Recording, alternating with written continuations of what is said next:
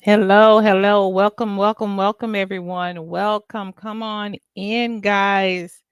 How is your Tuesday been going? I hope everything's been well. Let me get a few things going here, and I'll be right with you guys. Let's listen to a little jam here.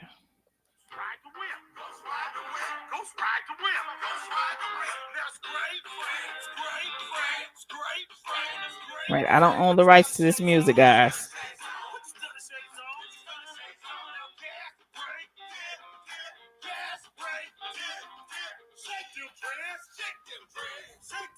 Come on in, guys.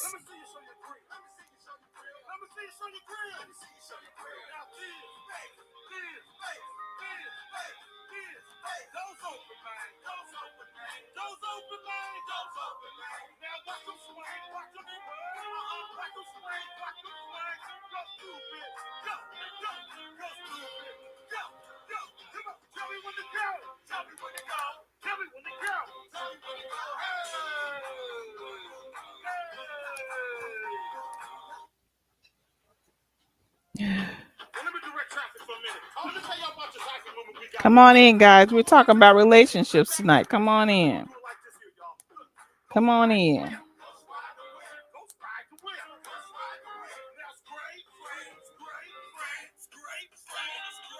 Come on in.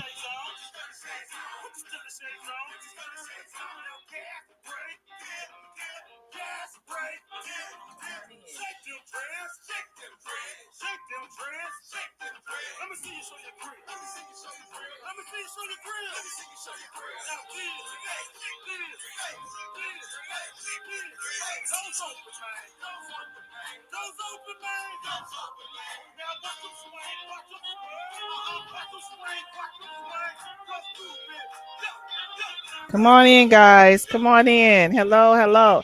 Hey, Texas. Ain't seen talk to you for a minute, lady. How you doing? All right, guys. Wait a minute. I ain't gonna play it again. Hello, everybody. Welcome. Happy Tuesday. Come on in. Share. Please share. We are talking about relationships tonight. That thing that we all love to talk about, relationships, right? So come on in as we touch on relationships. Excuse me. We're not just going to talk about the traditional relationship of man and woman. We're actually going to talk about relationship just between sisters, friends, those kind of things, and what they mean to us, and what they should mean to us. So we're going to talk about all that. Give me about 5 minutes, guys. Everybody come on in. We're talking about relationships. I'm going to be looking for your posts to come up so I can answer questions. There may be viewers that can answer some questions that I may not can answer, but we're talking about relationships and what that really means, especially in 2025, where things are different. They are most definitely different. All right. I want to make sure that I am live. Someone's coming through my door. That's what the bing is.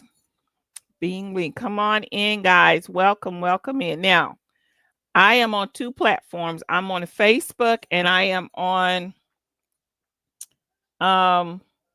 YouTube. So, see what I'm trying to do. So for my Facebook family, let me go back. Is this my Facebook or is this? Yeah. Okay. So I'm going to put up my Facebook so I'll have it to answer any questions, because for those of you that have not joined the YouTube platform yet, and which is most of my people are still on Facebook. I know you love Facebook, guys, but I really need you guys to join my YouTube platform. I'm trying to go over to YouTube because I can do a lot more on YouTube that I cannot do on Facebook. But I do have it up. So when y'all make comments, I will try to go between the two platforms and answer any comments that you have. So come on in, and we're going to get started talking about relationships. And, I thought this was very important. Let me turn some light on so I can get look bright and shiny and beautiful for you people. Bright and beautiful. Let's see here. Come on, light. Turn off the light. There we go. And light a candle. Y'all know that's how Teddy P do it. Turn it off. Come on in, guys. Come on in.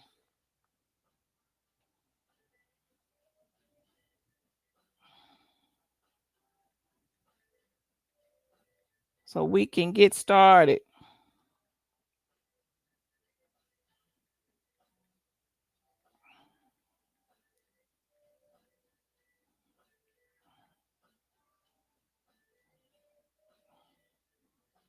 All right, let me turn my volume down on my phone because people always call me when they know that I'm on.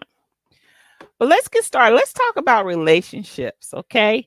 So guys, how truthfully in your heart, how is your relationship going with your spouse, with your significant other, um maybe a boyfriend or girlfriend, or maybe just a friend? How is that relationship that you depend on, that you seek that comfort, that inspiration, and that strength from? How is it really going? That is the first thing we have to do when we talk about a relationship. Okay. How is it going? How am I feeling about it at this moment? Is there something in that relationship that I feel I'm not getting? Is there something in the relationship that I feel like I can give more? We have to define that relationship. We have to define, when we're talking about a relationship, what it is that we really need out of that relationship and what we're really getting. And we have to be truthful with ourselves, not just truthful with our spouse, not just truthful, because we always talk about being truthful now with your mate. You have to be truthful in order for things to work out. But you have to be real with yourself, and sometimes that's the hardest thing, is for us to be real within ourselves. What is it that I really need out of that relationship? Okay. And what am I giving as well? What am I giving? A lot of times it's easy for us to look at a relationship and point out all the bad things the other person is doing. Okay. Move, Pluto. We can point out all of that. Okay. What they didn't do, they don't make the bed, they left the shoes, uh, the car is not fixed, the grass not cut, or she didn't clean up, she don't cook, she can't cook. We can always do all of that.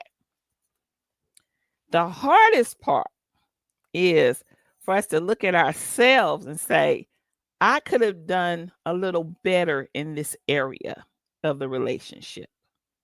Okay. Or I kind of contribute to the breakdown A, B, and C. And this is why I tell everybody, anytime I'm doing any kind of counseling, whatever it is, any kind of life coach, anything like that, I tell people the best friend is a paper and a pencil. Because when you write down things, because a lot of us are visual, we have to see it. When we really see it, then we can say, oh, okay, I get it. I get it now. A lot of times we think we keep it all up here, but you got so much going on in a day that it gets jumbled. But if you really sit down and write down the pros and cons of your relationship, it's going to bring a brighter picture on how you're truly feeling. And so when you sit down and have that relationship with your significant other, you can pull out those pros and cons and say, hey, this is what I need to talk about. Okay. And I want to talk. I don't want to argue. I don't want to fight. These are the areas. So you have to start writing down and categorizing what is really going on. What are you trying to accomplish? Okay. It may not be that the relationship is that bad, but it may be some things that are going on that you need to work on. That there are some areas that we can improve on as we go along. There may be goals that you're trying to reach as you go along. Simple. Use that paper and pencil to write those things down. Now, here's the key. It takes two to tango. Okay? I don't care how good of a person you are. I don't care how wonderful you are in a relationship, how much you give. I don't care your financial situation. If you're in a relationship, it takes two to tango. Like my mom used to always say, to be a friend, to have a friend, you have to be a friend. Okay? Takes two to tango. So if you're trying to go somewhere in a relationship, okay, it's going to take both of you going in the same direction. Okay. That is one reason why the Bible, um, it talks about, you being equally yoked. That means two people with that same mindset, with that same heart, and trying to go in that kind of that same direction as far as life is concerned. And that's not talking about, y'all want the same type of house sitting on the hill, but how you want to raise your children. What is your retirement going to look like? How do you plan on getting to that retirement? And all those things, the do's and don'ts of relationships, religion. It's very difficult if you are a couple and you're in two different churches or mosques or synagogue, or one is a Christian and one is a Muslim, or one is a Muslim, one is a Hebrew Israelite. All of those things, it causes a lot of gaps, and those gaps have to be filled. And for most people, they're going to fill those gaps with something. Okay, they're going to fill those gaps with something. So we're talking about building on our relationships and really being real with ourselves and saying what that means.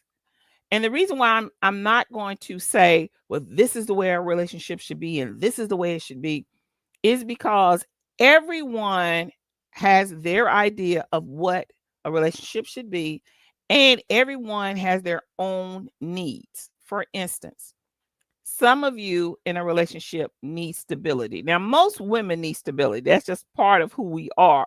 We want to know that when we come home, the bills are paid. When I flip my lights on, the lights are going to come on. It's food in the refrigerator, and the mortgage been paid. Most women are like that. But we're talking about 2025.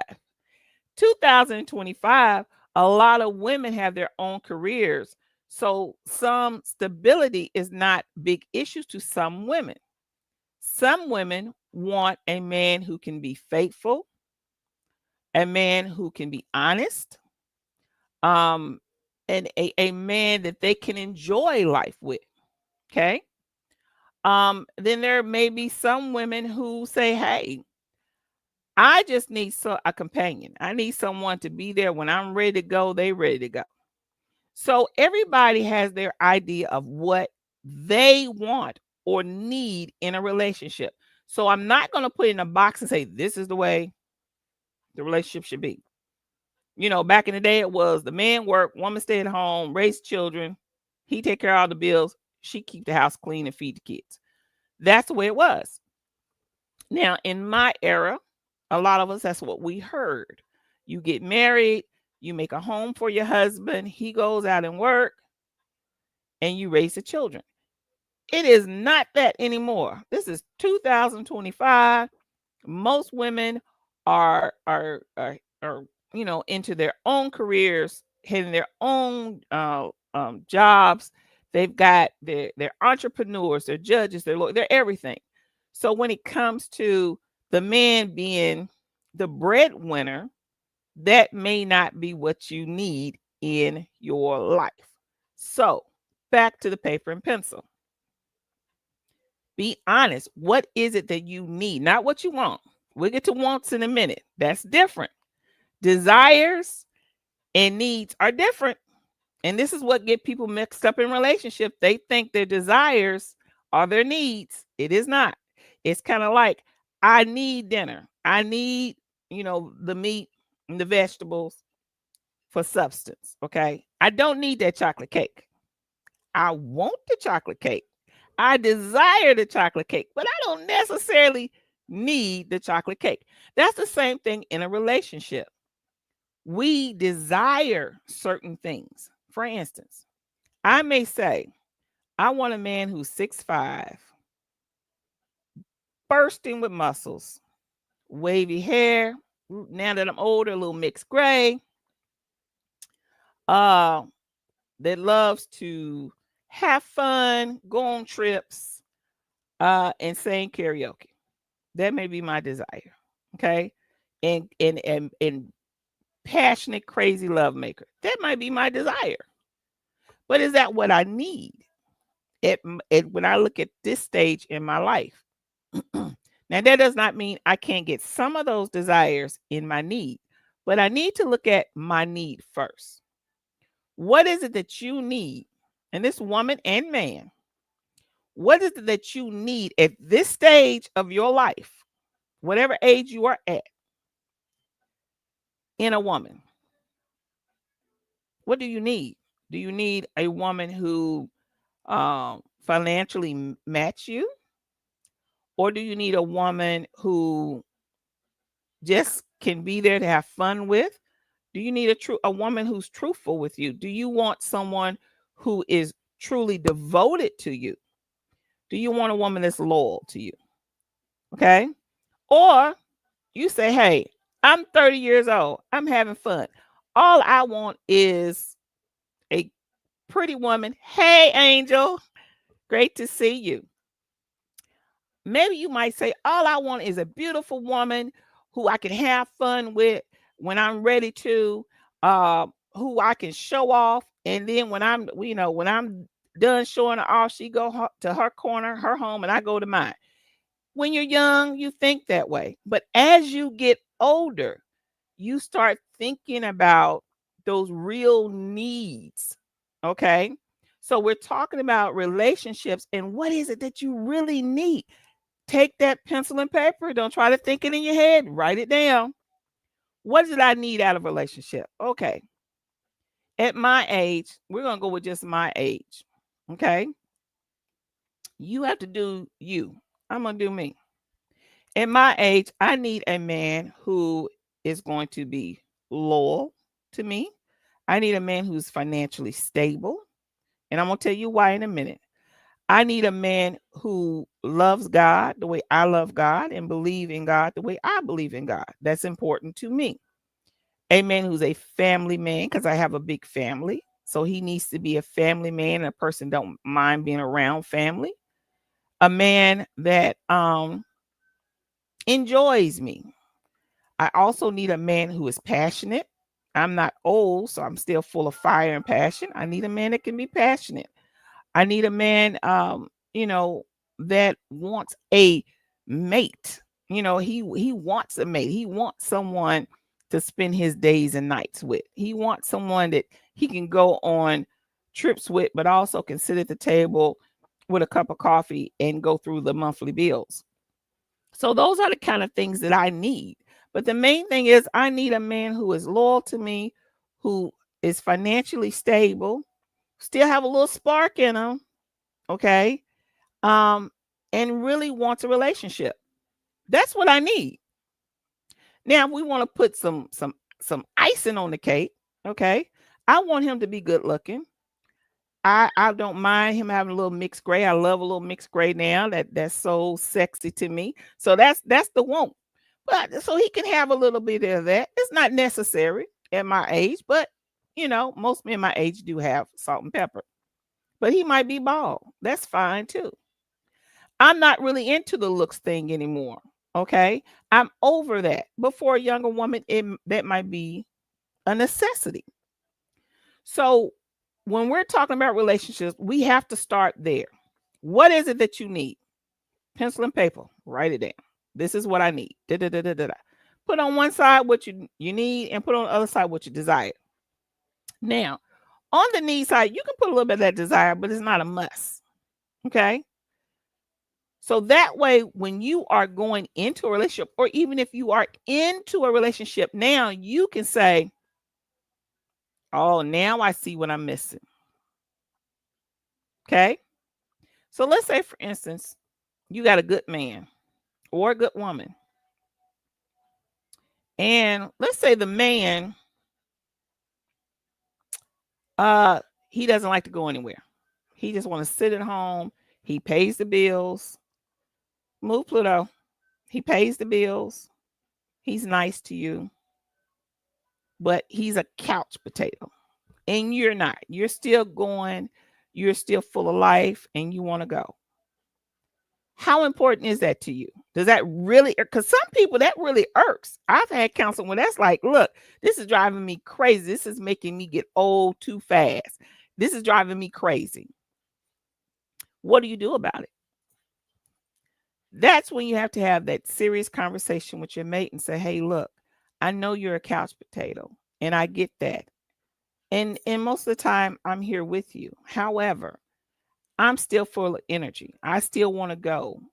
So let's come up with a solution. It could be one that y'all make sure that you have a date night. And I think all couples should have a date night. Okay. There should be a date night. If you can't do a date night once a week, try to get at least 2 date nights out of a month. Okay. Because when you have kids, things change. Try to get at least 2 out of a month. And then 2, you could say, okay, hey, look, I know you want to stay here, but I need a little bit more action. So I'm going to have a night with the girls that we hang out. Or I'm going to join a bowling league. Or I might join a dance class, a line class, or anything like that to get me out. So I'm meeting that need of mine. At the same time, I'm not overstepping my relationship. Okay. But have that talk with him so that he won't say, well, where you going? Why you going? What you doing? You can say, well, I'm grown. I can do what I want. But you have to remember, you're in a relationship with someone if it's committed. Now, if y'all just, hey, bosom buddies, hit or miss or whatever they call them right now, hey, that's different. But we're talking about a relationship. We're talking about committed relationships. So you might say, okay, for instance, a big issue with older couples is intimacy. That's a big issue with older couples. And the reason being is health issues come up. And this is why I said at my age, I needed someone who's financially stable, because when you start going over 40 and up, you start having health issues, which costs what? Money. Okay. And if you don't have good health insurance, you don't have a little change in the bank, you're going to have some problems. For instance, one surgery I had to have, the insurance didn't cover it all because I had a previous a previous surgery. So one of those cost $10,000 out of pocket. Okay. Out of pocket, 10 grand. Had to be paid because I had to have the surgery. So that's why I said, for me, at my age, I need a man who's financially stable. Okay. Now, and versa versa, a man might say the same thing. I need a woman. My income has tapered down. I've retired. So I need a woman who's financially stable too. So when we meet together, 50 plus 50 make 100. Okay. He might not want 50 and 25 make 75. Okay. So those are the things you need to ask yourself. You need to write down. How how's this going to work out for me? So that's why you need that. This is my need section here. Okay. This is my desire section when I'm talking about a relationship. So a lot of times as you get older, health issues creep in. A lot of times high blood pressure. If men are taking high blood pressure medicine and they don't work out and they're not keeping themselves active, that high blood pressure medicine will mess with their manhood. So it becomes an issue where they seem that they have no desire. It could be the medication as well. Some medications don't work well with African American men. So if you're having that issue, please talk to your doctor and see if there may be another medication you can take, or it might be that it's too strong and they can lower your dose. Okay. It could be a lot of things. You got prostrate cancer that comes along with men. With women, after a lot of us, as we get older, we have hysterectomies, we have different things like that that may take our desire in motivation down, because our estrogen is all over the place. So you might have to do some hormone therapy. There are certain herbs and things that maybe you could take. I'm not naming them because I'm not a herbalist and I'm not a doctor. But talk to your doctor about those things that may be able to help you in those areas. Then you have to be honest with your mate about it. Say, look, it's really not you. It's me. I'm having an issue. Okay. And I'm going to talk to my doctor. But in the meantime, if you feel like I am ignoring you or I'm not giving you what you need, say something to me so I can make sure that I'm there for you. A lot of times we want to say something, but we don't. We don't know how they're going to take it. We're scared or whatever it may be.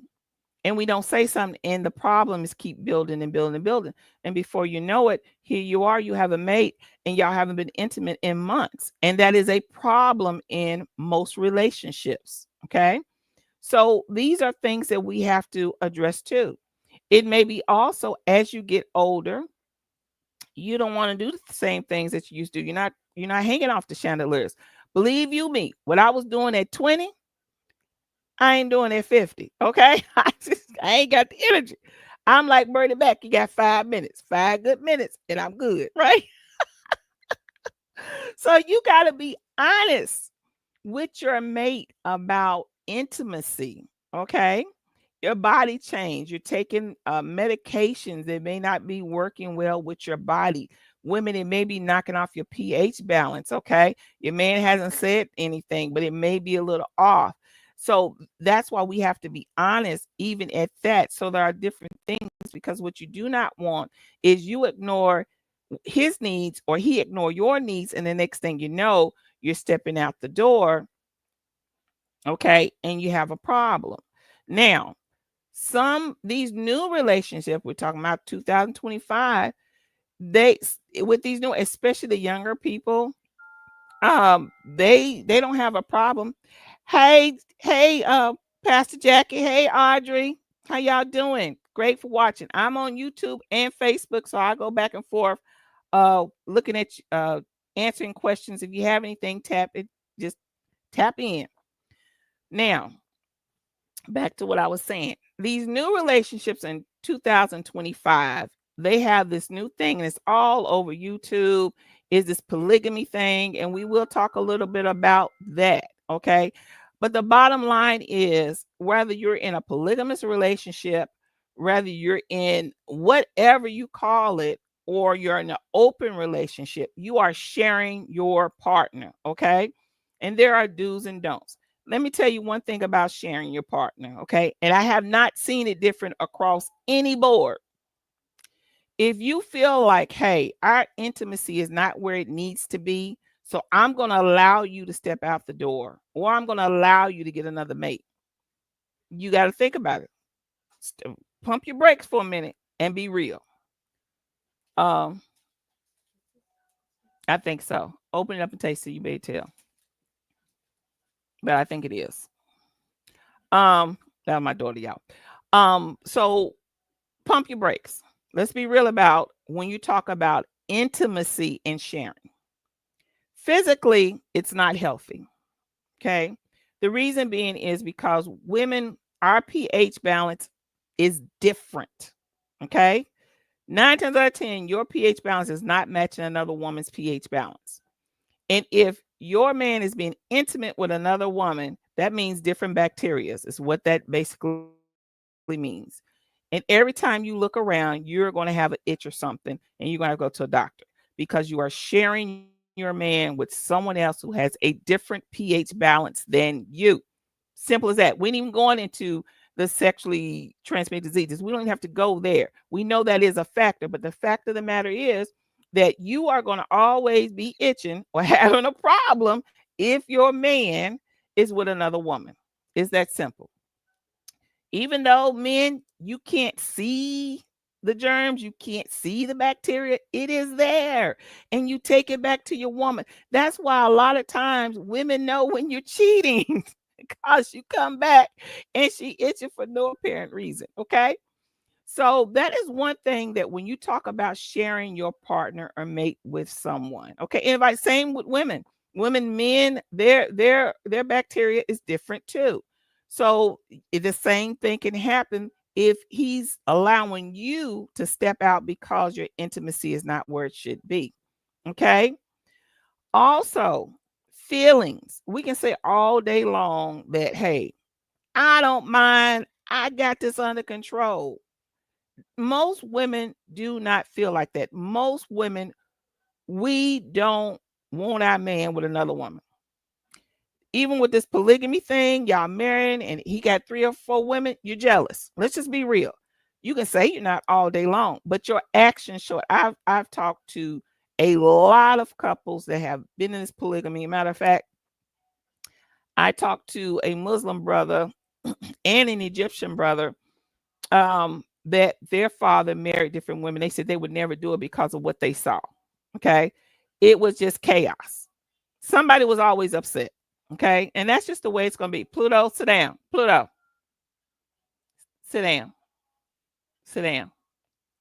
Pluto know I'm online. Y'all, you don't know he cutting up, right? So there are going to be issues with you sharing your part. And not only that, you need to think about this. Bye. The same thing, I want you to think about this. When you talk about also sharing your partner with someone else, you're talking about financial obligations. Now, he has more than one financial obligation. He has you, he has her, and whoever else.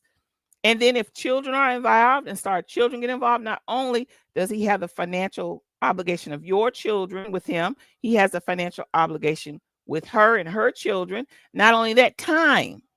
Okay, now the time is all gone. Whereas it might have been y'all were able to do date night twice a month. Now you can't because she wants date night twice a month. She wants date night twice a month. The kids got baseball, softball, football, dance class, or whatever. It's all over the place. So before you even think about going into one of those open relationships or polygamous relationships, you need to sit down and write out the pros and cons and ask yourself, is that something you want in your life? Now, personally speaking, I feel like I deserve better. I feel like I deserve to be the only one in that man's life. Okay. I don't feel like he can handle nobody else but me. Okay. I'm a handful by myself. Okay. And our children by ourselves. The man is wore out by the end of the day. By the time he go to work and he running around with the kids. Okay. And this is when the kids were younger. Even now, as they got older, we still got stuff to do with them. We got grandbabies now. And me, when he going to have time for somebody else? So I'm just reading Angel Food's comment. I'm going to put it up on the screen. So, yeah, Angel. I don't see that he has time. I can't do it. I'm enough. Okay. And financially, I know we enough. Okay. Unless this man is a millionaire. And I really don't understand normal men marrying multiple women or so-called marrying multiple, because you can't marry another woman in America. Let's make this clear. America, it is illegal to marry more than one woman. So the other woman, you're a girlfriend, you're a partner, you can be called a concubine if that's what you want to be called, whatever, but you're not a wife. Okay. Because financially, if that man dies, that first wife gets his Social Security, gets all the insurance money. Even if he puts you on a policy, he has a right to fight that. gets all the insurance money, gets everything that he has in the bank, gets the home, the car, the furniture. And even if he brought you a home, she will have the right to put you out. Okay? If your name is not on that deed, and if his name and your name is on the deed, she still has a right to get half of that house. Okay? And if she can prove that you didn't pay anything in the house, she can probably get the house. So in America, ladies, polygamy is just not good for the second, third, fourth, fifth, whatever wife you call yourself. Uh, so right, everyone that you me too. I have not met one woman that shared a man that told the truth that was happy and looked happy. Let me tell you something about a woman. Okay, you can tell a well-kept woman. A well-kept woman look good. She looks healthy. A woman ain't kept good. She can say all day long how happy she is, but when them big bags on her eyes, she looking raggedy, her hair ain't done, nails ain't done, teeth falling out, she is not kept. Okay, that man is not keeping her. Okay, so you can tell when a woman's happy. When a woman's happy, a woman have a glow about them. When a woman ain't happy, that glow start going. It's just in us. So I've never seen that. So even though you may be having some problems in your relationship, sharing your partner may not be the way out. And men too. Men don't want to share their partner. Now, women talk all look, women, you can go back and say it's biblical or whatever. But the biblical argument can be argued because at that you have to look at the Bible in sections. You can't just, yeah, okay, they did it then, we can do it now. At that time, they had more than one wife because of war and because women could not work. Most of y'all know this. Y'all try to go over that and scapegoat and say, oh, it's okay for us to marry all these women. Look, in reality, y'all know it don't work. Okay, we're not back in those days. Ain't no war going on where it's such a shortage. Okay, that you need 5 wives, 3 wives. It ain't even that. And most of you can't afford one. And women, you crazy to be with a man that can't even afford you, and you allow him to go get 3 wives. Now you're miserable, she miserable, everybody miserable, and the kids is the ones that suffer. But that's a whole nother subject. That's a whole nother subject. Now we're gonna get back to just talk about these relationships. So, like I said, it may not be a good idea because your intimacy is not what it needs to be to think about going and sharing your partner. The I always tell people counseling work if you allow it to work. And you have to be real and truthful. First thing, we have to sit down and talk about that whatever the problem is, whatever the issue is, if it's health, because most 9 times out of 10, especially when you're getting older, your body starts to change after 30, guys. What you was doing in your 20s, you ain't gonna be doing it like that in your 30s, and you dang sure ain't gonna be doing it in your 40s, and you most definitely ain't gonna be doing what you was doing in your 20s in your 50s, because the body changes. Okay, so with all the changes that you're gonna go through, and this is the thing about long-term relationships. Like I've been married to my husband for over 25 years. With each change, we change together. As he's changed, I've changed, and we've met in the middle with those changes. Okay. Has it been easy? No. If anybody on here is looking for a relationship to be easy, don't get one.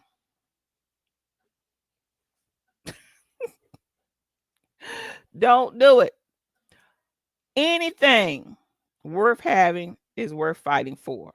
And relationships are hard because you have to remember people do change. They say people don't change. Yes, you do. You change with your age. Like, for instance, I used to love hot wings. I can't eat hot wings no more. They tear my stomach up, and that hurts my heart because I love hot wings. Can't do it. Body has changed. So, whereas me and my husband, when we were in our 20s, we used to go get some hot wings, some fried chicken wings, some French fries, and we would sit in the park and eat and laugh and talk for hours. That was one of the things we did. We can't do that now. Okay. First of all, we don't need all the fried food, but we're not able to digest that hot sauce anymore. Okay. Like I said, the things that I used to roller skate. I can't roller skate anymore. I got 2 rods in my back. Can't do it no more. So Activities have changed. So I can't walk. We used to take long walks. I can't do that anymore. So by us being a couple, things that we did together, now we can't. So we had to change some things up. So that's where the communication comes in. And that's where a lot of us have problems. Let me give you the things that would tear up a relationship from the start. Number one, money. When the money funny, the relationship is off keel. Number two, infidelity. Okay. If you're paying attention outside the house, then you're not paying attention inside your house. Number three, communication. Okay. That communication has to come in. Okay. You've got to be open and honest with each other. Number four, that intimacy. You got to have it. Okay. You got to have that intimacy. Um, and number five, you've got to have a base. Okay. And that base has to be, and that's your preference. My base is my religion. I know that my relationship would not be where it's at without God and our beliefs that we both believe together and those standards that that relation has set us on. Okay. Now, mind you, I'm not talking about man.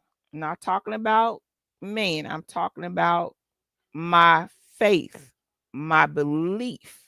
Okay.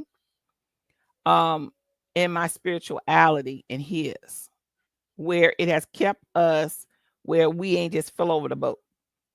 The boat done got rocky. Now, don't get me wrong. The boat done swished and swished.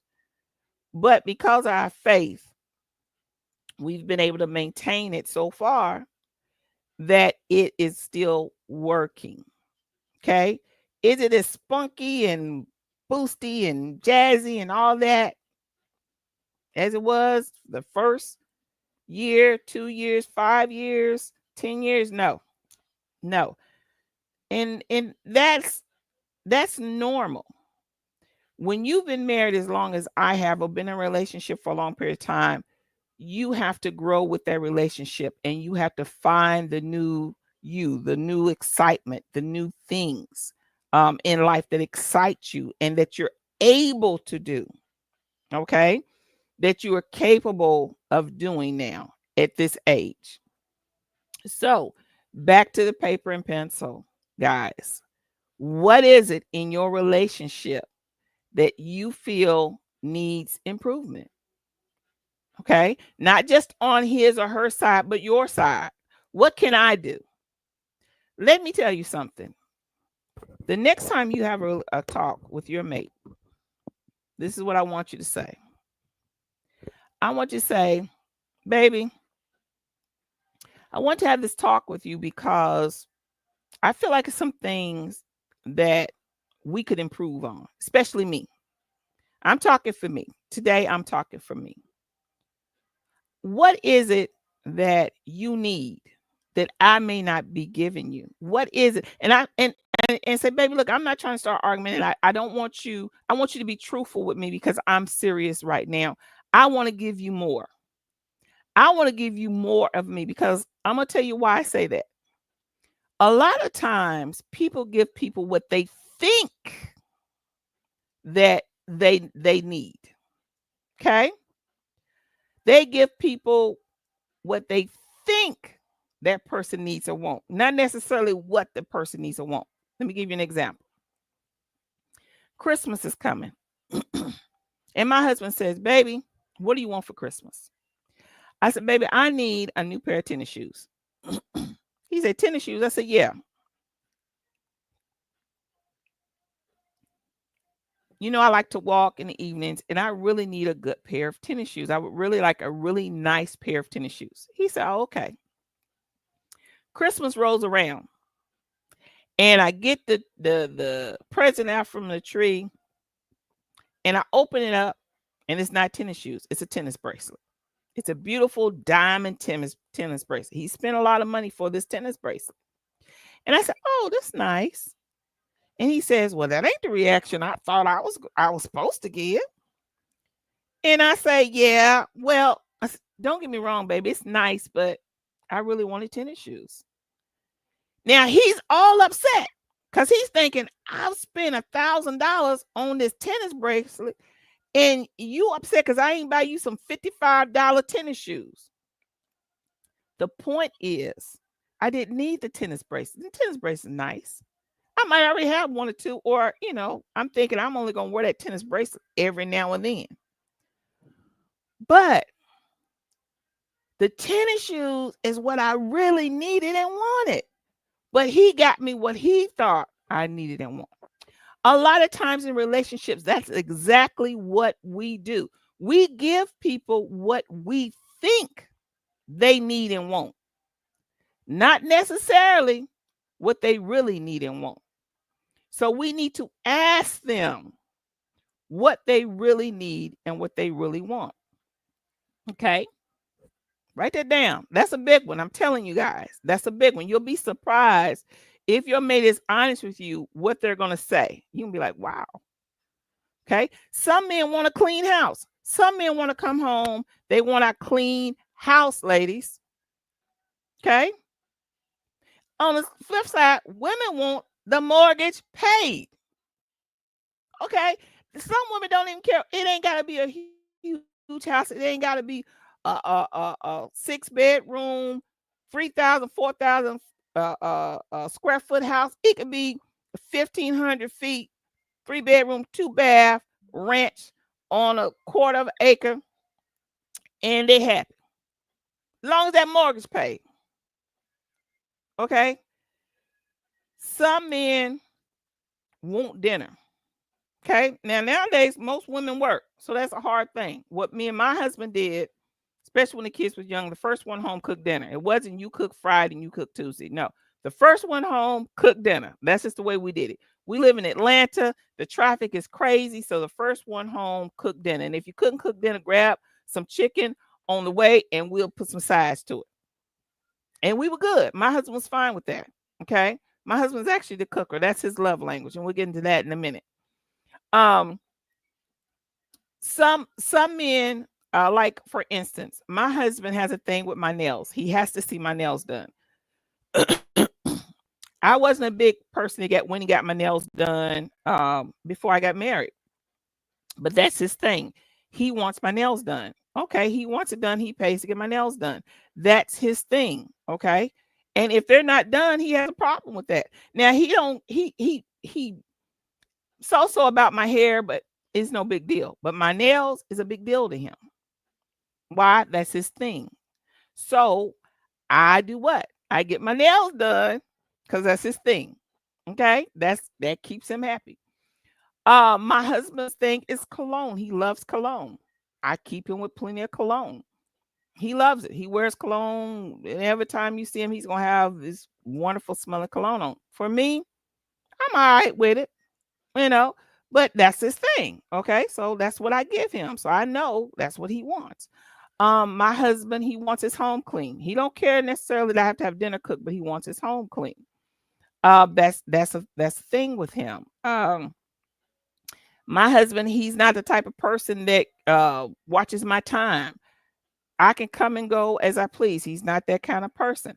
But when he has an engagement of something he needs me at, I need to be beside him. Okay? That's another thing. I need to be beside him if he's there. If it's something going on, he's got to speak somewhere. If it's something with his company, I have to be there. I got to rearrange whatever unless I something seriously important. He wants me there. That's his thing. Another thing with my husband is we don't go to different churches. We go to the same church. That's his thing. That's important to him. And that's important to me too, because I believe that we need to stay on one accord with what we believe. So you have to start looking at, okay, what is it that he really wants? What is it important to him? What is, like for me, pet peeve of mine is a dirty bathroom. Can't stand a dirty bathroom. Okay. Now, when we wake up in the morning, we make up our bed. That's an automatic thing that we do.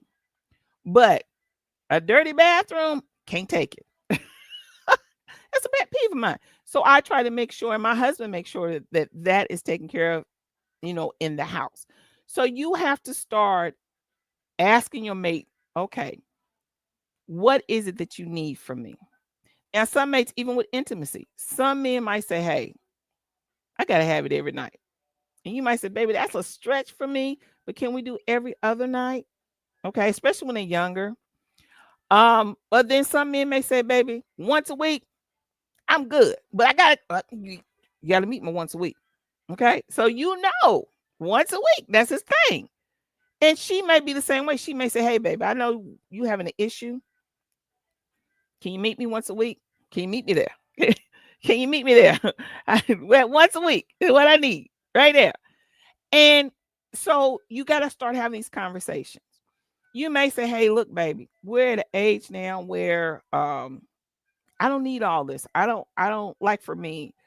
I remember it was a time that the luxury cars was a thing. I had to have it.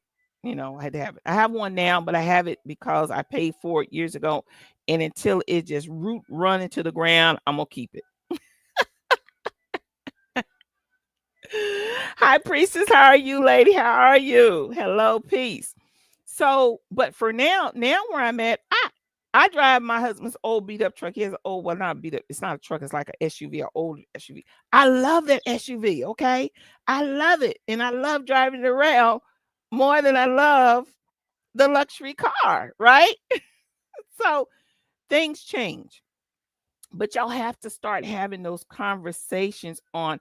I need to know, baby, what it is that you need from me, and vice versa. And then you tell him now, you know, now that you told me, do you mind if I tell you what I need from you? In relationships, honesty is the best policy. If you can't be honest with your mate, you're going to have problems. You're just going to have problems. When I met my husband, when I first met him, I was truthful about my past and who I was. Because if anybody know me, my weakness was not drugs, alcohol, any of that. My weakness was men. I love men. Love them, okay? And I had some great relationships in my life. But I didn't take any of them serious because that's where I was. They were fun. Okay, they were a lot of fun. But it's so funny because to this day, actually, old ex hit me up on Facebook the other day, and he said, you know, because when I met him, his first wife had passed away. He said, we've been knowing each other for 38 years. I said, 38 years? He said, yeah. He said, I met you the same year my wife passed away. I said, yeah, I remember that. He said, it's been 38 years. I was like, wow. So, I still have those relationships where we can say laugh and talk. I didn't have a lot of bad breakups because I've always been honest with my relationships. Where I was, this is how I am, this is what I expect, this is what I will take, and this is what I won't take. And anybody that know me across the board will tell you, yep, she's right. She's right. Okay. I let me tell you, Angel, I had a ball growing up. My dad was military, so I grew up right next to a military base. I had a ball, but that's a whole nother story, and that's straight girl talk. Okay, when I do that, it can only be a private room with straight girl talk. But I did. I had a fun. I had a lot of fun. Uh, yeah, Texas yours too. It used to be my girl, my weakness, but that's a whole nother story. So, anyways, as I'm saying, you have to be honest. You have to be honest with your mate, and your mate has to be honest with you. Oh yeah, man in uniform, girl. I'm trying to tell you, I was next to that base. It was ugly. So let's start there with honesty. Okay, let's start there with honesty. Now, a lot of people have a problem with that because you know some people are ashamed, to tell their mate something. For instance, you might have a man that you love. He's great, but not so good in intimate part. Now, when they talk about intimacy, it's very hard for a lot of times partners to talk to another partner to say, hey, could you do this a little differently? I don't really like the way you do this. Can you do this? Now, for me, that has never been a problem. I'm gonna tell you, look, that ain't working. Okay, Pluto, bye. Go lay down. Pluto get right up under my feet, y'all, and it bothers me. Pluto's such a baby. I'm only talking to y'all, so he's got to have attention. Look, he don't want to lay down. He mad, but that has never been a problem for me. If it's something that I don't like in the intimate sector, I don't have a problem saying, "Hey, baby, I don't, I don't care for that too much. Can we try this or can we try that?" Now, some men may get offended, but if it's your partner, okay, they shouldn't get offended. You know, they should be willing to try different things and to talk with you about it.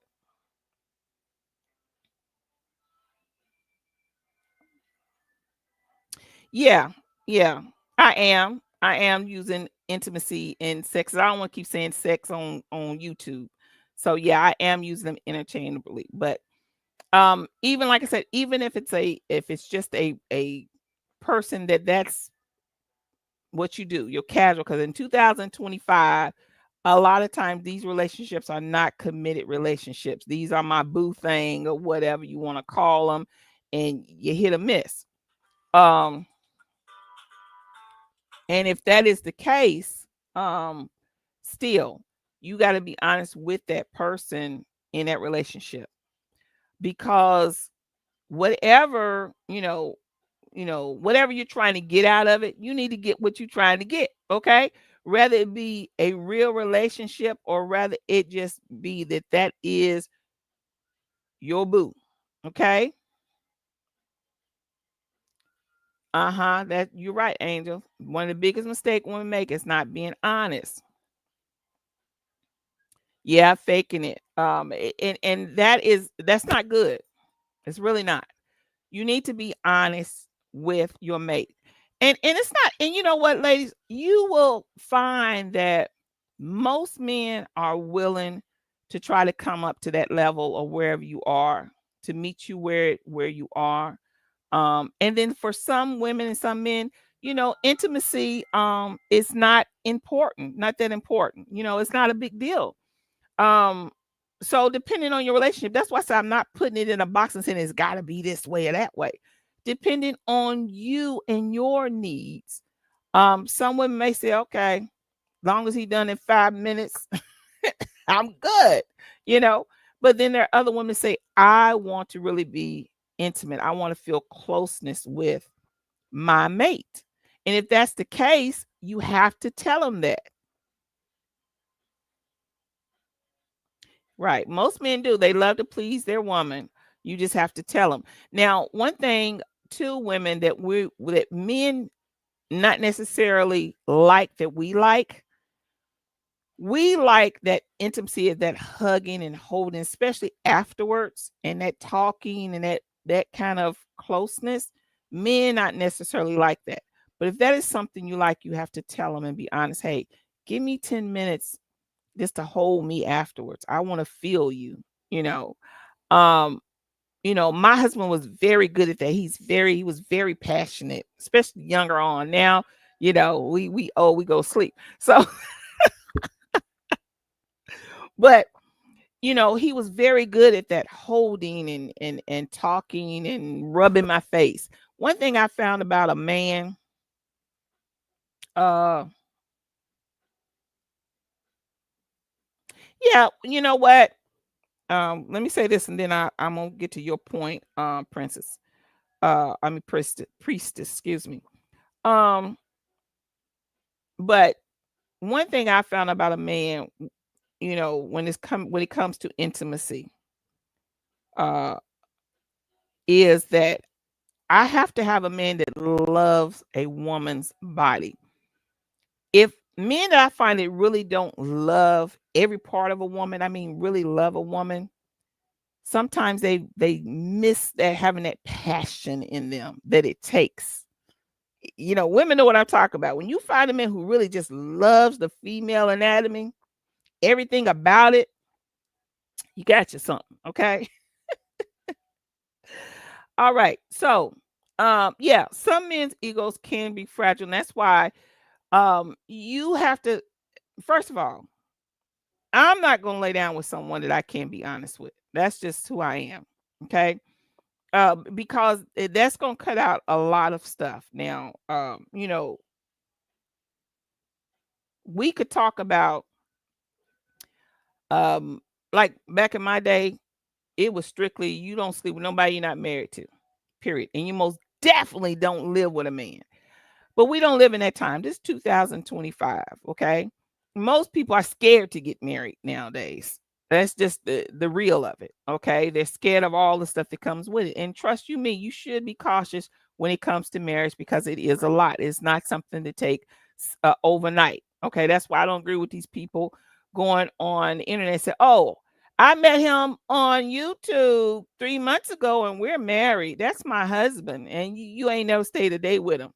Okay, that's foolishness. That's just craziness. Okay, that's kid stuff. That's like me, meeting a boy in third grade and saying that we're married and we're gonna be together forever. Okay, craziness. But anyways, men are some men can be fragile, and I'm just not gonna be intimate with a man like that I can't be honest with because, and this is why. Let me tell you why this is important, ladies. If you are with a man that you can't be honest with and he can't be honest with you, that is a sure door opener for diseases. Because he's not going to be honest with you about who he's been with.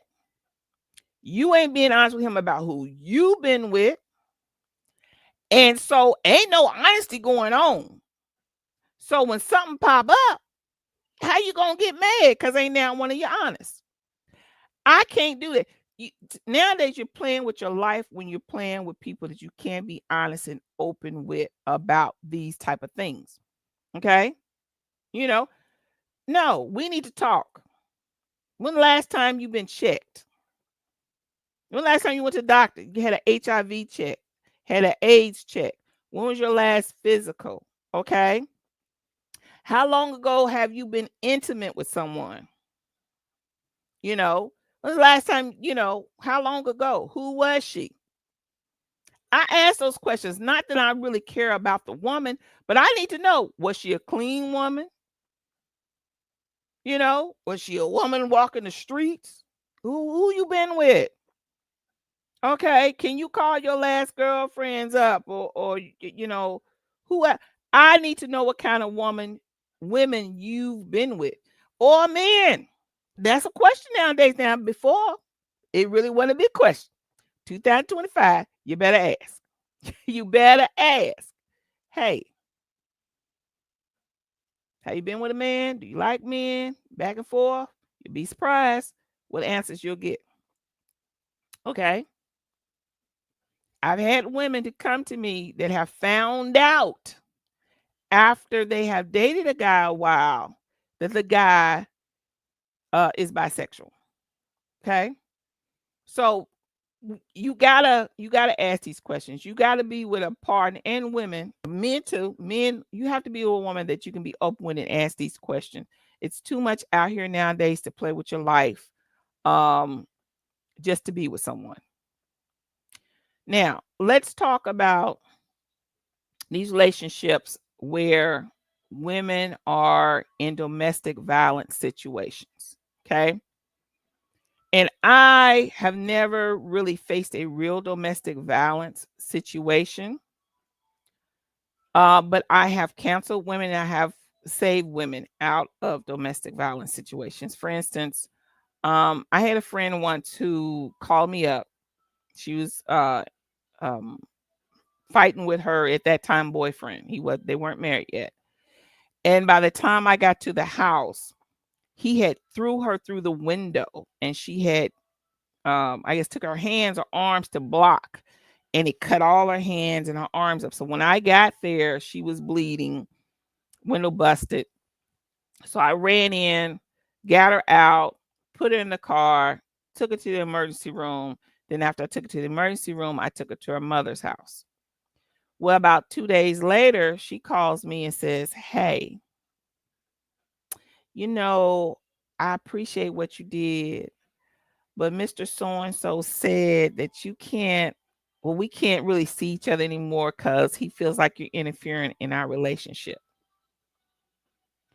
And I was like, okay, this is the man that threw you through a window. You called me over to save you. I put my life in danger to save you from this joker who done threw you through a window. Okay. You go back. Then you call me. See, I had to get it straight. Then you call me and then tell me that we shouldn't see each other no more because this dude done told you so. Okay. And I left it alone because I'm that type of person. You ain't got to tell me 2 or 3 times. I left it alone. Luckily, the he didn't kill her. Karma got him. He eventually got kidney failure and died as karma because he did her bad as long as I can remember. And the sad thing was she was a beautiful girl. She was beautiful. Honey, right now, if you see her, she like an old raggedy drunk on the street. Okay? Your mate matters. What you connect yourself to matters, ladies and men matters. Okay? It matters. You can look at a man and tell when he don't have a woman who cares about him. Okay? Or they don't have a tight relationship because he looking all crazy and she allowed him to go out the house looking crazy. You know? So when it comes to domestic violence, ladies, a lot of times there are certain reasons people stay. People stay, they say, for the children. Let me address that first. There's no child on this earth who needs to be in a home with domestic violence. Let me say that again. No child. That child suffers so many different emotional things, mental things. And we pray that they're not in the middle of the physical. And then when they grow up, they have issues from all of that they've seen their whole childhood between their mom and dad. So if you're saying you're staying for the children, you need to think again. You're staying for yourself because the children don't want to see that. Even though they love dad and they love mom, the children don't really want that. They want to feel safe and happy. I told my daughter this one day. I said, let me tell you something. I said, children don't care, especially little kids. They don't care what size house they live in or what neighborhood is in, really. They want to know that that they fed, they got a roof over their head, the lights is on, they can watch cartoons. Right? That's what they want to see. That's what they want. They don't need a whole, a lot of things that we think when they're young. They just want love.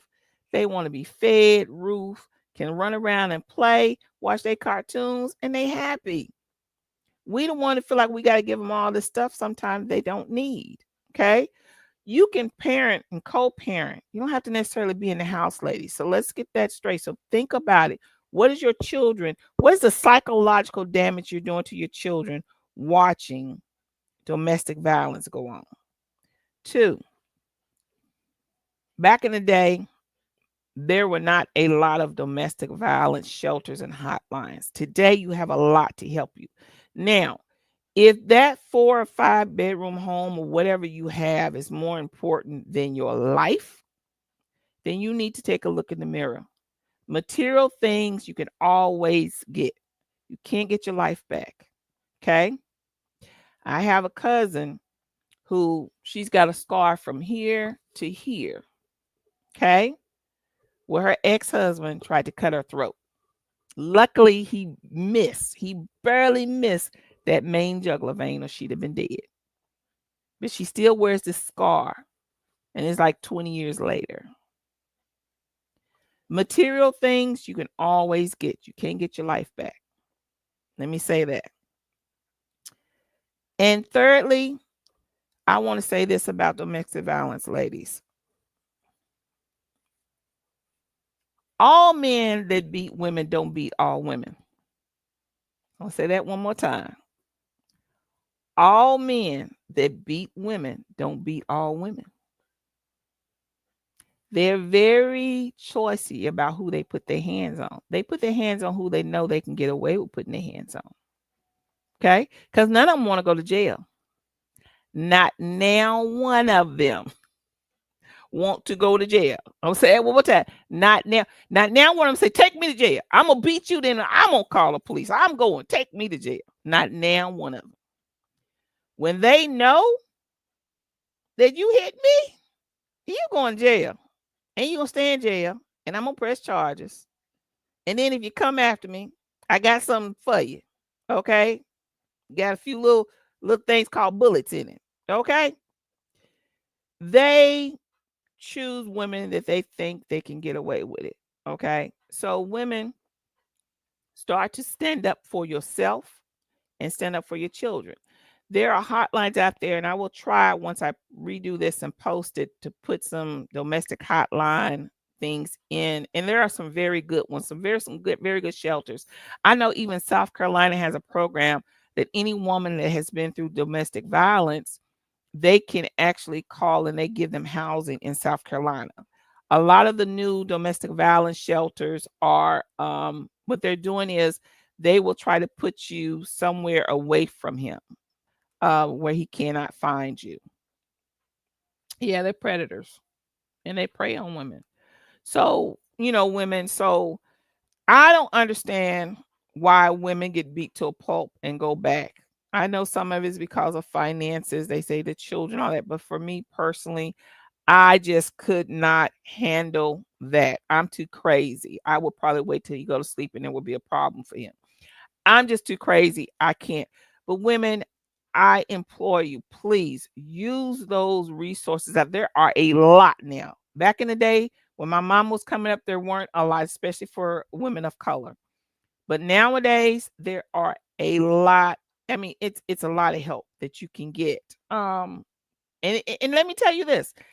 Hey, it may not be comfortable. It for a while. Change is usually never easy, ladies. Whatever it is, whether you are trying to get out of a relationship, with a divorce, or you're separating, or you're moving to another state, or anything, change is never easy. It's going to be difficult. It's going to feel a little tight, but that's where you're going to grow. That's going to be that period of you finding yourself, finding your strength, okay? Finding out who you really want to be, okay? That's where that's going to happen at. Yeah.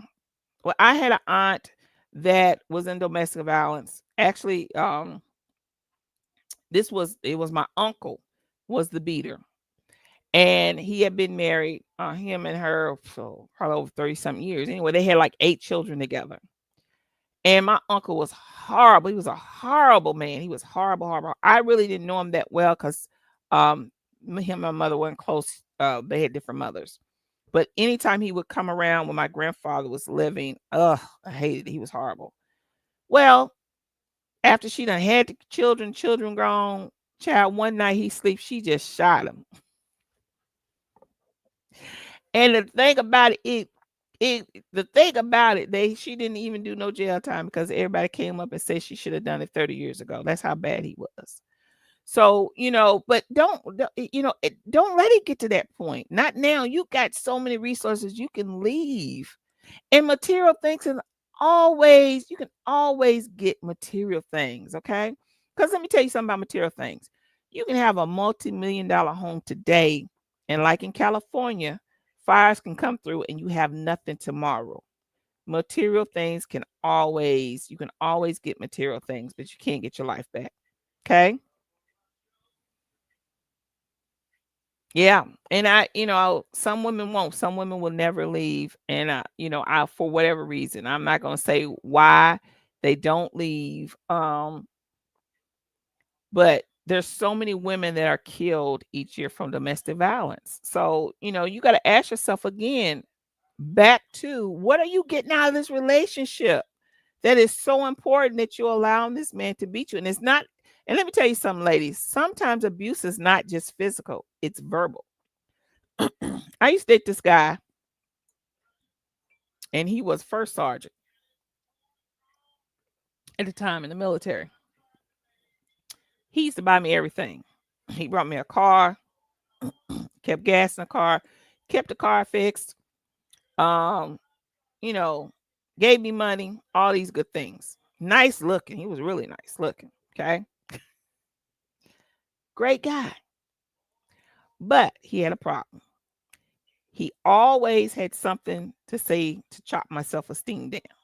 At first, it was subtle, and I didn't even recognize it. He would come over and he would say something like, "You been in the sun today?" I said, "No, I ain't been in the sun." "Well, why you looking so black?" I said, "I'm looking dark." "You look like you been out sun. You looking black." "Oh, okay." Then the next day he might come over and he say, "What's wrong with your hair?" "What you mean, what's wrong with my hair?" "You ain't get your hair fixed. It ain't looking good." So every time it was something else to chop my self-esteem, to the point I got to like, dang, maybe I need to try a little harder. So then one day he brought me 2 outfits. And at that time I was a size 9 and the outfits were 14s. And I said, "These are too big. I'm going to have to take these back." I said, "Do you still have the receipt?" He said, "Them ain't too big for you." I said, "I'm a size 9. "No, you not. Not your big booty. You bigger than that. Da, da, da, da." I said, "I am not bigger than that. I'm a size 9. And I put them on. I said, "You see how big they are?" "Well, they must have cut them too big because you big." And so when I start to realize what he was doing, I said, "Now, you know what? You got to go. You got to go because you are verbally abusive." "No, I'm not." "Oh, yes, you are." Okay. And that might work with some other woman, but it's not going to work with me. So, see, women, you have to be, you have to be mindful, and you have to watch over yourself and your peace.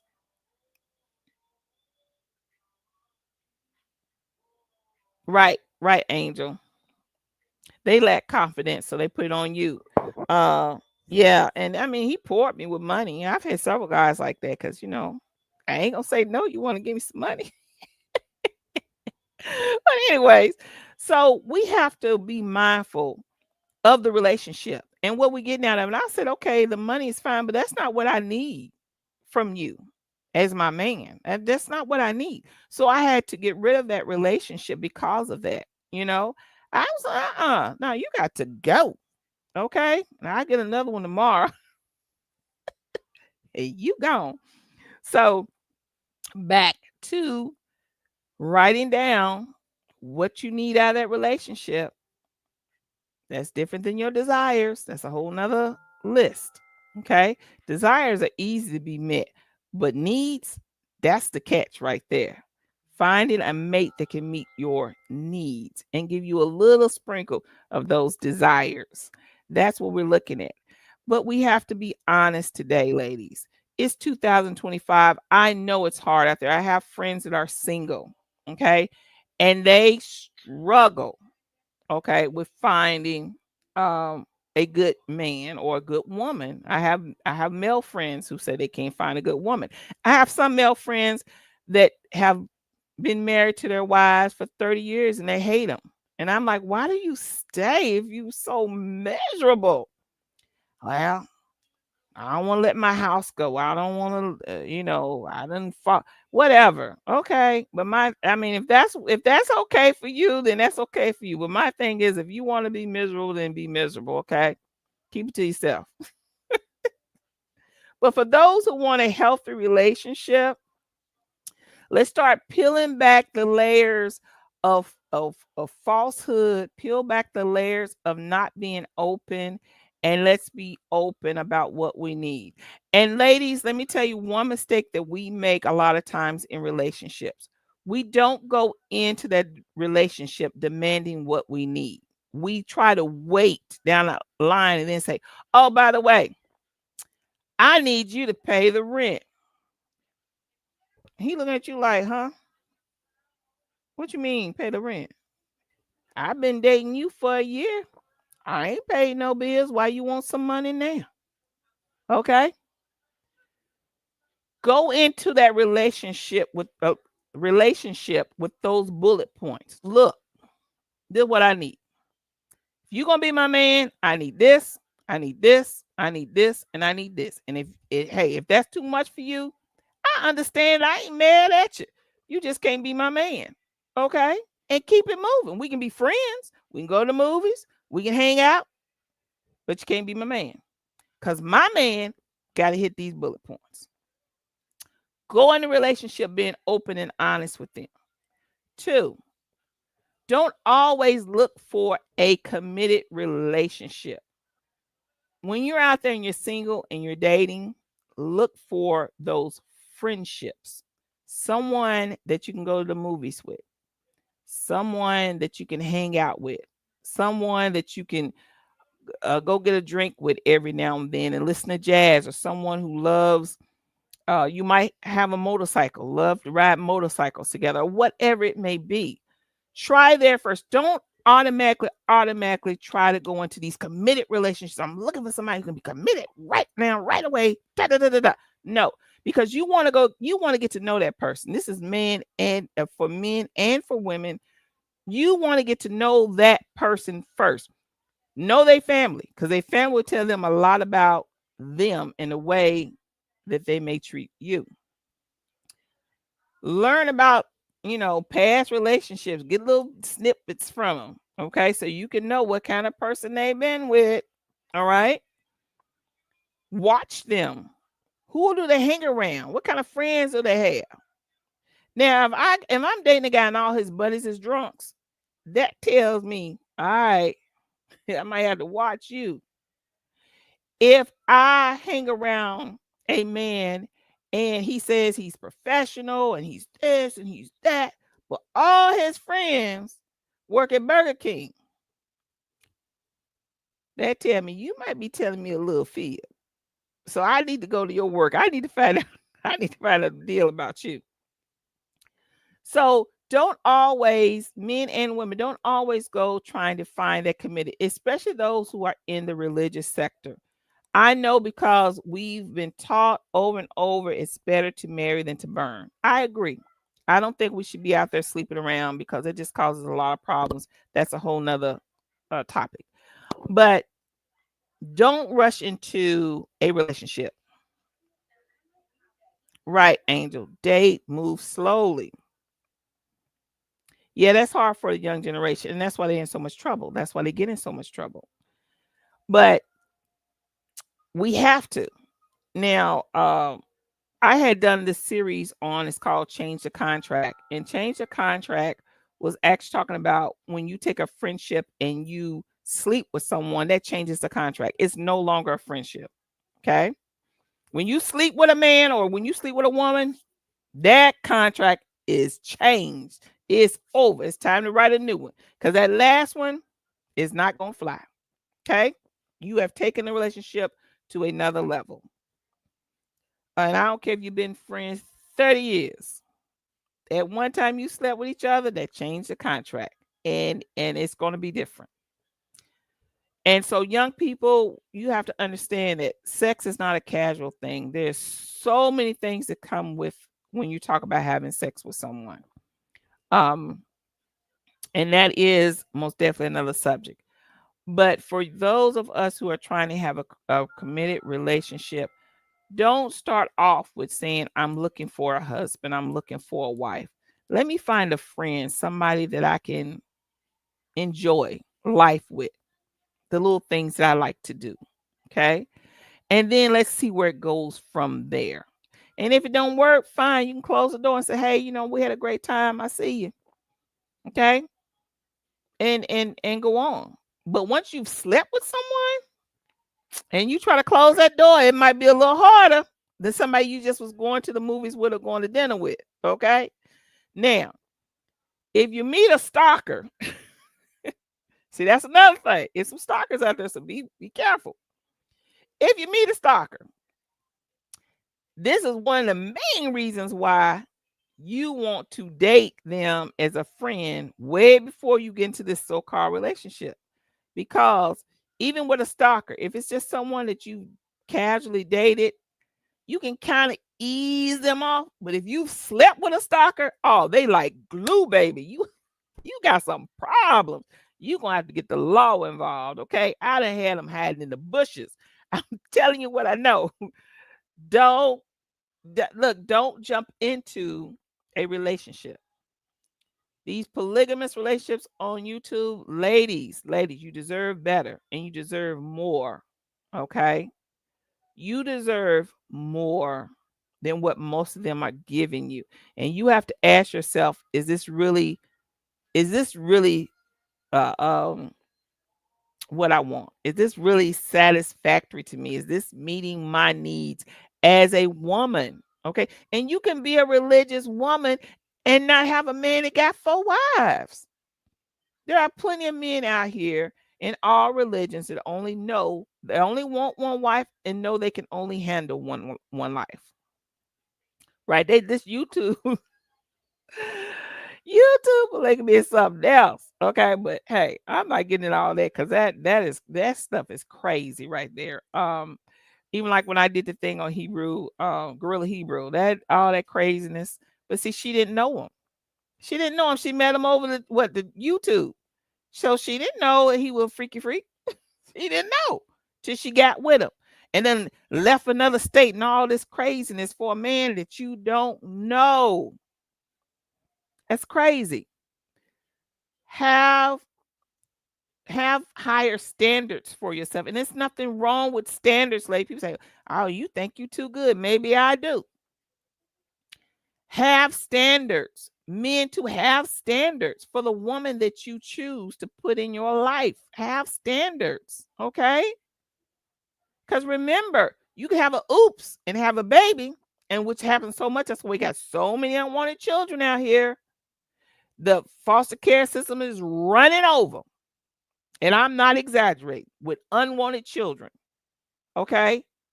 Because you've laid down with somebody that you really didn't know. Now you don't like them. You got 2, 3 babies, bam. Now what you want to do, hit dough. But if you had took time to know them before you decided to have children, to lay down. First of all, men, protect yourself. It ain't just a woman who needs protection. You need protection because child support is coming after you too. So it ain't by itself. And women, choose who you have children by. Okay? It's too much out there. Choose who you have children by. Every time you lay down, you shouldn't get pregnant. Just saying. I'm just saying. If you're too poor to afford one, you most definitely too poor to afford 2 and 3 and 4 and 5. Okay? That's just real. I don't feel sorry for you. One oops mistake, okay. After that one oops, 2, 3, and 4. Nah, you were just being stupid. Okay, I'm just gonna tell you like it is, because you could have took precaution for yourself. Number one, when you had a baby by one no good man, you should have said, "I am going to take my time this next time and try to find me a man who's really going to be there for me and now my child." Um, you can't just jump. Okay, you can't just jump. Like with me, when I before I married my husband, one of my requirements was I didn't want a man with a lot of children. One, I can do. Two, maybe. But anything over that, I don't care how nice of a man you are. I don't care how much money you had. I was not going to deal with a man who had a lot of children. That was my preference. Okay. So when I found out he had more than 2, he was done for me. Because I understand what comes along with that. Financial obligation comes along with it. Time comes along with it. And the biggest headache is, especially if it's more than one woman, you got 2, 3 women that you got to contend with now, that's calling him, talking crazy, mad, upset. I don't want that in my life. My peace is everything to me, even when I was younger. So I made that declaration for me. Women, you have to start making declarations for yourself, what you will and will not put up with. And then you go from there. So I have been on now for a minute, so I'm about to get off, but I really wanted to start this conversation, and I'm going to come back next week, and I'm actually going to pull up some stuff. I want to pull up some definitions of relationships. I want to pull up and talk about friendships and what sisterhood means, those type of relationships, because women, we have lost that, what sisterhood means. For instance, I've told Angel, if you're ever in Atlanta, let me know. Dinner's on me. And I mean that. Any of my sisters that I talk to on YouTube, let me know. Because I believe in sisterhood and I believe in friendships. I have friendships still to this day that I've had since elementary school. Okay. Because I believe in being a real friend. I don't believe in that. What she said, he said, you did, we did. I don't believe in none of that. I'm not jealous by no means. You can be finer than me. You can be richer than me. I'm not trying to be you. I'm just me. Okay. And you got to take me as I am or let it alone. And that's just who I am. Some people can deal with it. Some people ain't. I'm a straight shooter. I tell my friends, do you want the truth? Or you just vent? It does depend on what you say. It depends on what I say. Now, if you want the truth, you're going to get what you get. But if you want to just vent and talk, I'm here for it. And you don't have to worry about me going back saying, well, so and so did this and this is going on and this is going on. And you don't never have to worry about that coming from me. Okay. That's a real friend. If you need me, I'm there. My friends will tell you. If I got it, you got it. If I ain't got it, I'm gonna tell you I ain't got it. Okay. That's a real friend. Thank you, Angel. Thank you. But I believe in that. I was raised that way. And we don't have a lot of that now. We got so much fake, phony stuff. Like, this whole sisterhood, this YouTube sisterhood. Y'all be careful of this YouTube sisterhood. Why, you my sister and I love you. And then next 2 weeks down the road, I can't stand that B and that B and that blah, blah, blah, blah, blah, blah, blah, blah, blah. I'm like, what in the world is going on? To me, it's crazy. So we're going to talk about friendships too, and what that means to you and how to pick your friends. And I'm going to tell you something. I remember, growing up, hey, Felicia, I'm going between Facebook and YouTube. How you doing, sister? Good to see you. Now, Felicia, she's one. We were friends from high school. I hadn't seen her for years, but we were road dogs in high school. So, but anyways, like I was saying, with friendships, and this is something I learned through time. I used to always say, well, why do rich people, when they get rich, they dump their poor friends? They don't go back to the hood. They don't do this. And I found out why. You can't take everybody with you. And everybody's not going to understand the growth that you have. And everybody is not, should not receive the blessings, because they don't deserve those blessings that you've been given. Okay. And that's a nugget for you. Everybody can't go with you. Everybody's not going to understand your growth. And everybody is not deserving of your blessings. Okay.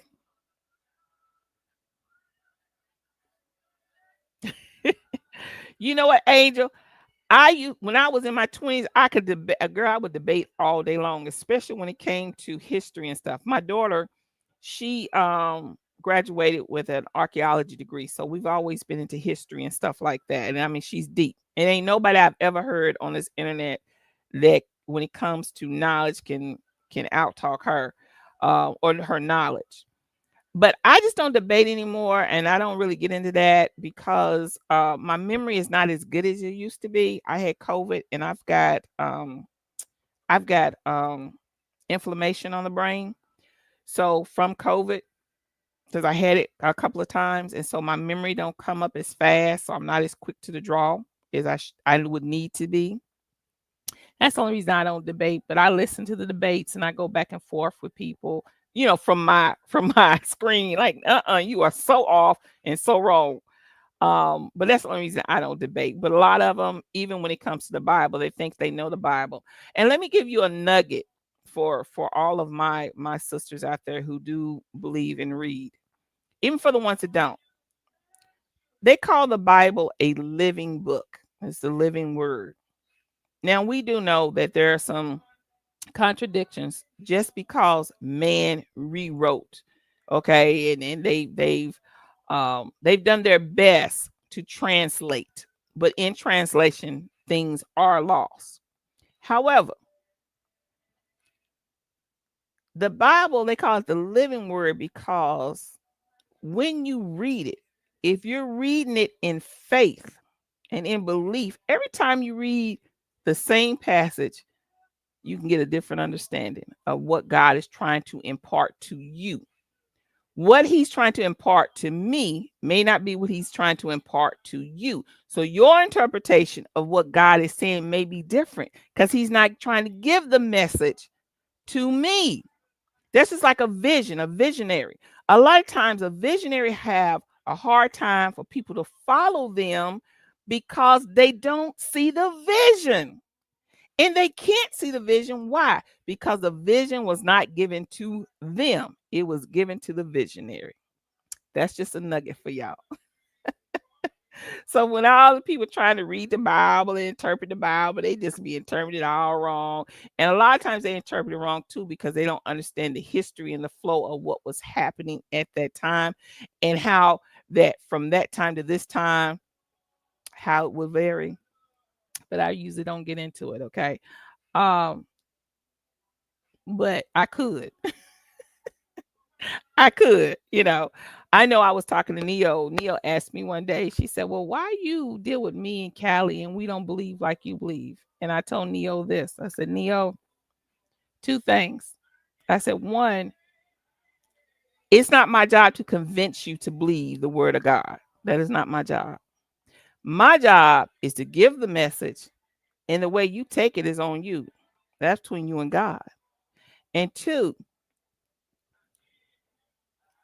my belief should show through me and what I believe, the results of what I believe should show through my life. I shouldn't have to get on here and tell you what I believe and why I believe it, and I follow this, and I keep Sabbath, and I do this, and I get baptized, and I shouldn't have to tell you any of that. If I'm real about what I believe, that light should show through me. And then when you see that light, when you see that my lifestyle is agreeing with my belief in my faith, then you can come to me and say, hey, you know what? Girl, what you doing? You always seem happy. Things are going good, which things are, because life is life. Okay. Life be life for everybody. I don't care what you believe. Life be life. But if you come to me and say, I'm really serious, I need to know, why is your life in order? Why are your children the way your children are, or whatever it may be? I can say, you know what? It's my faith. Then we can have that real conversation, not on a debate kind of way, but just a real conversation about my life. And then maybe that light can shine. And if God is willing and wanting to touch your heart, then he will. That's up to God. I ain't got nothing to do with that. So and I told her that's why I don't mind being acquaintance or friends with you or Callie or anybody else, as long as they're respectful. Once you become disrespectful, that's when I kind of cut it off, when people become disrespectful. But other than that, you're going to believe what you want to believe. Okay. And what works for you. But my life would not be what it is without God and what I believe. I know for a fact that it wouldn't be. I wouldn't be here alive being able to talk to you, ladies, about my life if it wasn't for that. Now, what they believe is what they believe, and I'm not trying to convince you. I'm just telling you for me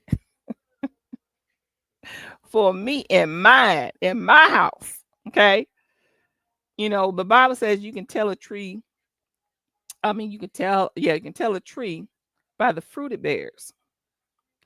I think we got pretty good fruit, okay, with our children. I think we do. And my nieces and nephews, that I'm really close to, that come to me and come to my house like they're my children, my biological. That's how close we are. I think we've done well. So I'm happy for that. And I'm proud of being who I am. Okay. And that's another thing, women, be proud of who you are. And if you're not, get there. You can always change. You can always change your friendships. You can always change your atmosphere. Move if you need to move. Change jobs if you need to change jobs. Okay? Do what you got to do for you, your mental health, your physical health, and your spiritual health. And the same with men. And I'm going to say this and I'm going to close.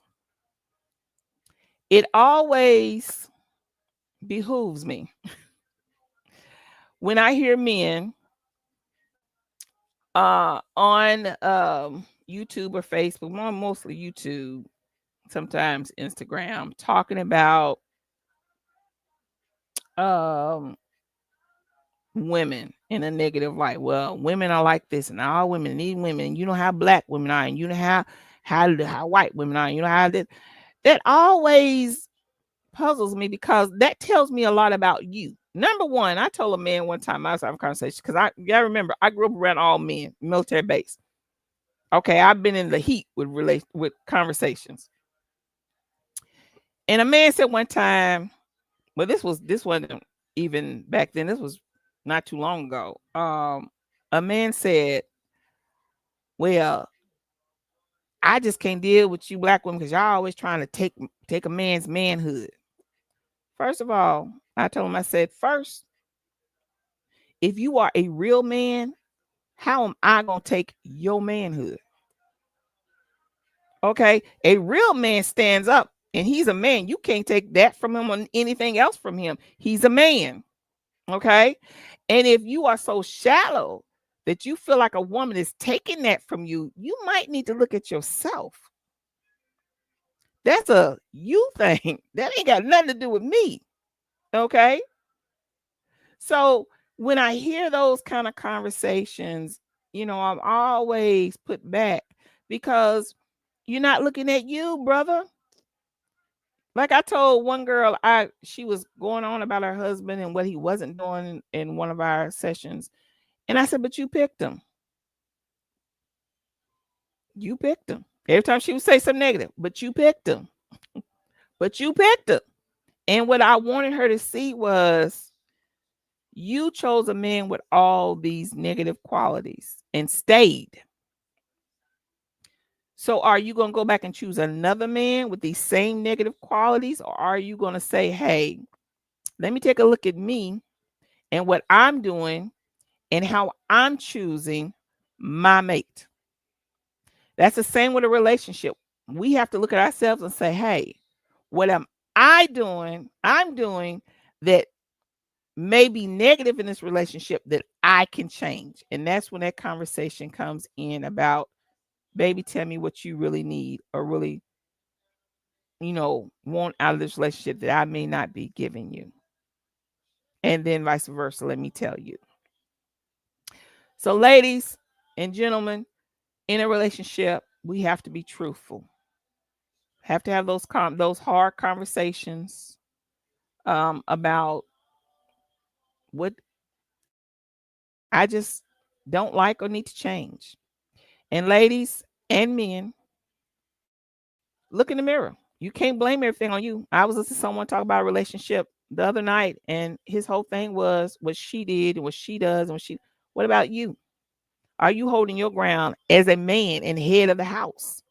first of all, you know.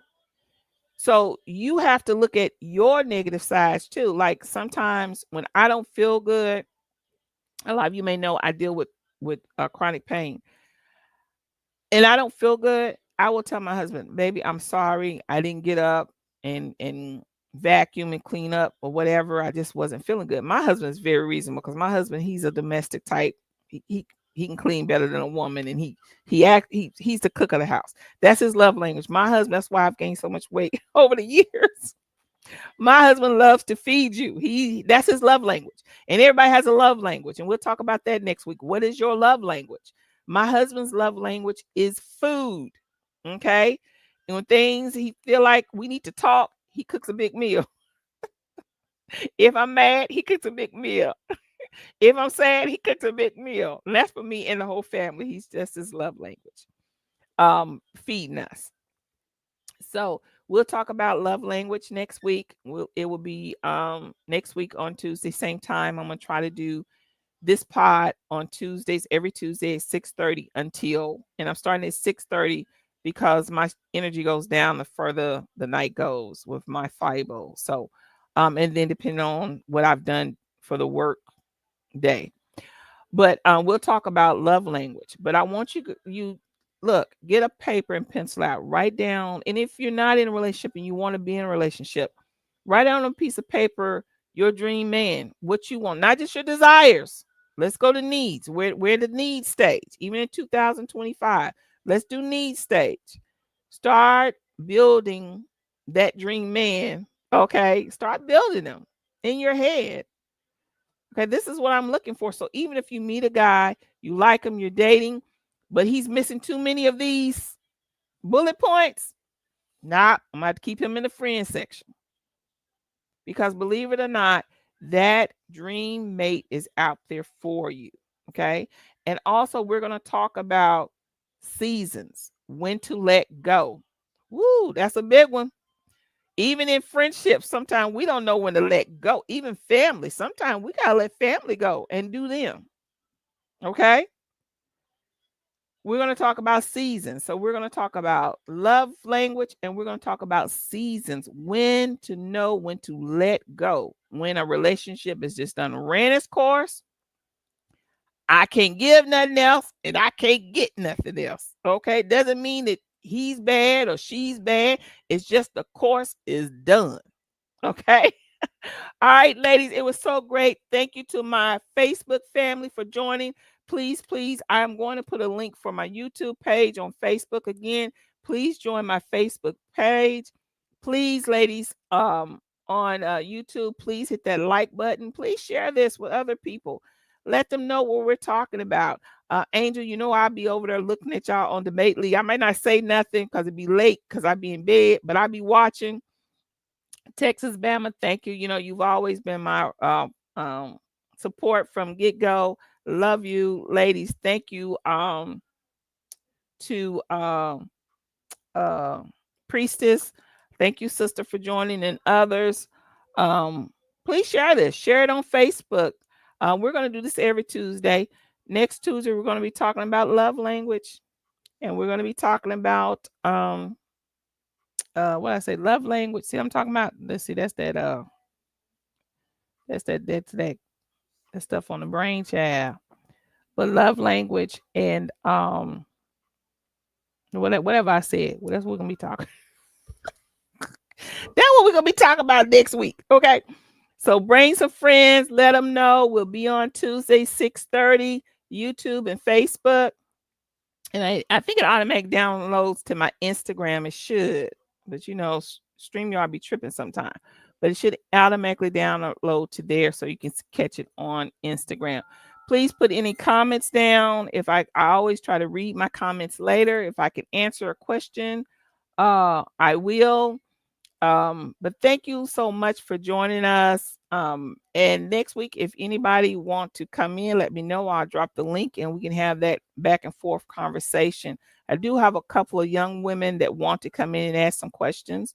So maybe they can join us next week on that live and they could come in and we could just do some talk. And one day we'll do a girl talk, but a girl talk got to be in a private room. Y'all want real girl talk? It's got to be in a private room, okay?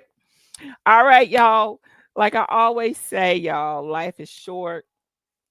Please live it to the fullest. Enjoy yourself because tomorrow's not promised to any of us. And remember that I love you, but God loves you best. And I will catch you ladies next Tuesday. Hit that like button. Please share. And please, if you have not subscribed, subscribe to my channel. Peace and love to all y'all. Till next time.